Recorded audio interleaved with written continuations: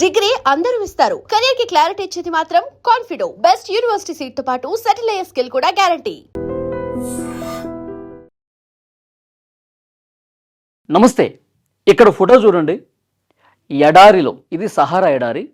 ఎడారిలో ఒక లారీ రిపేరుకు వచ్చింది. ఆ లారీకి సంబంధించినటువంటి ఫోటో. మండుటెండలో ఒక ఎడారిలో నిర్మానుష ప్రదేశం, ఆ ఎడారిలో ఆగిపోయినటువంటి ఒక లారీని మీరు చూస్తున్నారు. కానీ ఈ లారీ మిగిల్చినటువంటి విషాదం గురించి తెలిస్తే నిజంగా నోట మాట రాదండి.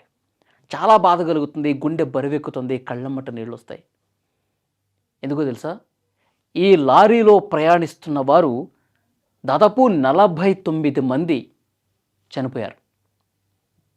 లిటరల్గా చనిపోయారు 49 మంది. ఈ ఎండ వేడి తట్టుకోలేక ఆగిపోయింది లారీ. ఆహారము నీరు దొరక్క, ఆహారం సంగతి పక్కన పెట్టండి, కనీసం గొంతు తడుపుకోవటానికి ఒక చుక్క నీరు లేక, ఎందుకంటే ఈ ఎడారిలో ఎవ్వరు లేరు. వీళ్ళు ప్రయాణిస్తున్నటువంటి వెహికల్, ఈ ట్రక్కు, తర్వాత దాని మీద ఉన్నటువంటి ప్రయాణం చేస్తున్నటువంటి ప్రయాణికులంతే. వీళ్ళకి ఏదైనా సమస్య వస్తే సాయం చేయడానికి చుట్టుపక్కల ఒక్క జీవం కూడా ఉండదండి. కనీసం వాటర్ కూడా లేదు, ఒక చిన్న మొక్క కూడా కనిపించదు. ఎడారి కదా, ఒక చిన్న చెట్టు కూడా కనిపించదు తలదాచుకోవటానికి. అలాంటి పరిస్థితి ఇది. యాక్చువల్గా ఏమవుతుందంటే, మొన్న బక్రీద్ పండుగ జరిగింది కదండి. ఆ బక్రీద్ పండుగ సెలబ్రేషన్స్ కోసం ఇది సహారా ఎడారి, ఆ ప్రాంతం, ఆ పక్క దేశాలైనటువంటి నైగర్, అలాగే అల్జీరియా, ఇక ఈ పశ్చిమ ఆఫ్రికా కంట్రీసు ఈ పండగ సెలబ్రేషన్స్ కోసం వాళ్ళు వేరే దేశాలకు వెళ్ళి సెలబ్రేట్ చేసుకుంటూ ఉంటారు. ఐరోపా దేశాలకి, మాలీ దేశానికి వెళ్ళారు. అక్కడ పండగ సెలబ్రేషన్స్ చేసుకున్నారు, అంతా బాగా ఎంజాయ్ చేశారు, కుటుంబంతో సహా అక్కడికి వెళ్ళి వేడుకలు చేసుకున్నారు. తిరిగి తమ స్వదేశానికి వస్తూ ఉన్నారు. అంటే ఆ స్వదేశానికి రావాలంటే ఈ సహారా ఎడారి గుండానే ప్రయాణం చేయాలి. ప్రయాణం చేసి వాళ్ళ సొంత దేశం నైగర్కి, అల్జీరియాకి, ఇలా ఆఫ్రికా కంట్రీస్ ఉంటాయి, వాళ్ళ దేశానికి వాళ్ళు ఎప్పట్లాగా వెళ్తూ ఉంటారు. కొంతమంది అక్కడికి వెళ్తారు, పనులు చేసుకుంటారు, మళ్ళీ తిరిగి ప్రయాణం చేస్తూ ఉంటారు. యాక్చువల్గా వేరే మార్గాలు కూడా ఉన్నాయి. వీళ్ళు తమ ఆ దేశాలకు వెళ్ళాలన్నా, తమ స్వదేశానికి రావాలన్నా వేరే రవాణా మార్గాలు కూడా ఉన్నాయి. మరి చాలామంది ఇలాంటి ప్రమాదకరమైనటువంటి ప్రదేశాలకే ఈ మార్గాల గుండానే ప్రయాణం చేస్తున్నారు. ఎందుకంటే అడిగేవాడు ఎవడు ఉండడు, ఆపేవాడు ఉండడు, మనకి ఎలాంటి చెక్ పోస్టులు ఉండవు, అవి ఉండవు అని చెప్పి వాళ్ళు ఇలాంటి ఈ మార్గాన్ని ఎంచుకుంటున్నారు. మండు ఎండలు ఎట్లనో తెలుసు కదా, అది కూడా సహారా లాంటి ఒక పెద్ద ఎడారిలో, కనీసం నీటి చుక్క జాడ ఉన్నటువంటి లేనటువంటి ఆ ఎడారిలో ప్రయాణం చేస్తూ ఈ ట్రక్ అనేది ఆగిపోయిందండి. మనకు వస్తున్నటువంటి ఇన్ఫర్మేషన్ ఏంటంటే, ఈ ట్రక్కు వాళ్ళ గమ్యస్థానానికి వెళ్ళే మార్గంలో కాకుండా రూట్ తప్పింది. కొద్దిగా ఇట్లా టర్న్ తీసుకుని ఎడారి లోపలికి వెళ్ళిపోయారు. దాదాపు 100 కిలోమీటర్ల అవతలికి వెళ్ళిపోయారంట. వెళ్ళిపోయిన తర్వాత బండి పాడైపోయింది, ముందుకు కదట్లా, మధ్యలో ఆగిపోయింది. వాళ్ళకి దిక్కు తోచట్లా. ఆ ఆగిపోయినటువంటి ట్రక్కును బాగు చేయటం కోసం రోజుల తరబడి ప్రయత్నం చేశారు. ఒకరోజు చేశారు, రెండో రోజు చేశారు, మూడో రోజు చేశారు. ఉన్నటువంటి ఆ వాటరు అన్నీ కూడా అయిపోయినాయి. వాళ్ళు తెచ్చుకున్నటువంటి మార్గ మధ్యలో తాగుదామనుకున్నటువంటి వాటరు మొత్తం అయిపోయింది. అయిపోయిన తర్వాత ఇంకా వెహికల్ కావట్లేదు. పగలవుతుంది, రాత్రి అవుతుంది. పగలైనప్పుడు ఎండ ఎట్లా మండిపోతుందో తెలుసు కదా. గొంతు తడుపుకునేందుకు ఒక చుక్క వాటర్ లేక అల్లాడిపోయారు. ఆ ఇసుకల్లోనే పడి కొట్టుకొని బాగా రోధించి పాపం 49 మంది చనిపోయారండి వాటర్ లేక. ఒకవైపు బండి కదలదు, చుట్టుపక్కల ఎవడు కనిపించడు, కొన్ని కిలోమీటర్లు నడుచుకుంటూ చూసినా ఎవడు కనిపించడు, కనీసం నీటి చుక్క లేదు. ఆ దాహంతో గొంతు ఎండిపోయి చనిపోయారు. అయితే ఈ 51 మందిలో 49 మంది చనిపోయారు. ఇద్దరు ఏం చేశారంటే, ఎవరన్నా కనిపిస్తారేమో అని చెప్పి నడుచుకుంటూ పోయారు. కొంతమందికి సగం దూరం వెళ్ళి మళ్ళీ వెనక్కి వచ్చేశారు. కానీ ఇద్దరు మాత్రమే అట్లాగే ఏదైతే అదైందని చెప్పి నడుచుకుంటూ 100 కిలోమీటర్లు నడుచుకుంటూ పోతే, వాళ్ళ దేశం నైగర్కి అల్జీరియా సరిహద్దు అస్సమాకా అనే ఒక చెక్ పోస్ట్ ఉంది.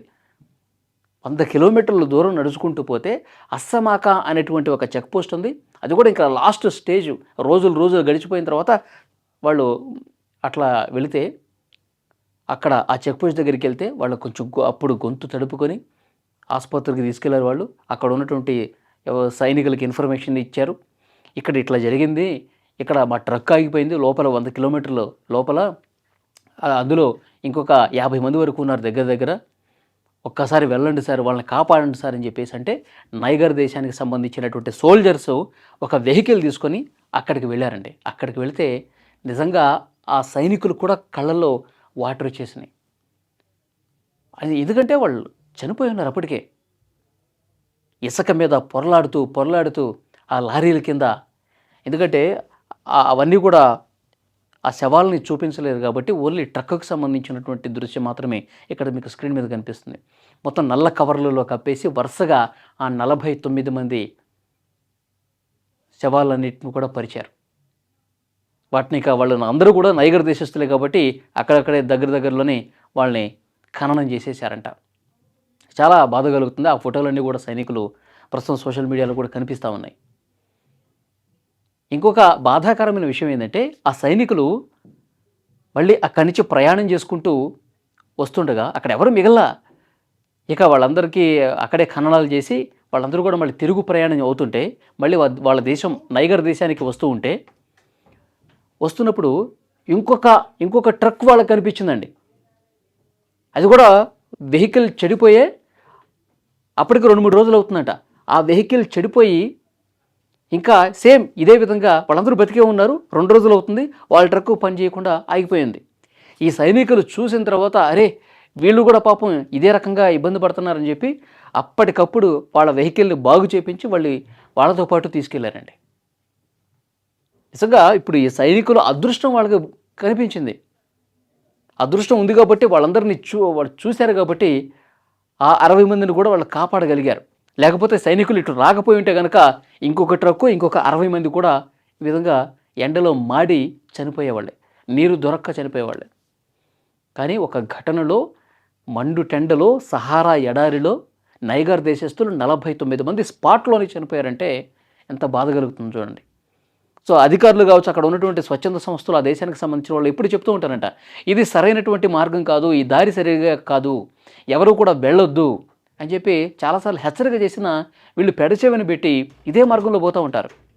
మేము వెళ్తూనే ఉంటాం, వస్తూనే ఉంటాం, మాకు తెలుసు అని చెప్పి పోతూ ఉంటారు. కానీ వన్స్ వీళ్ళు కొంచెం దారి తప్పారంట. దారి తప్పటం చేత ఆ చెక్ పోస్ట్కి ఎక్కడో అవతల నుంచి వెళ్ళటం వల్ల వాళ్ళు మళ్ళీ రాలేకపోయారు. అది జరిగిన విషయం.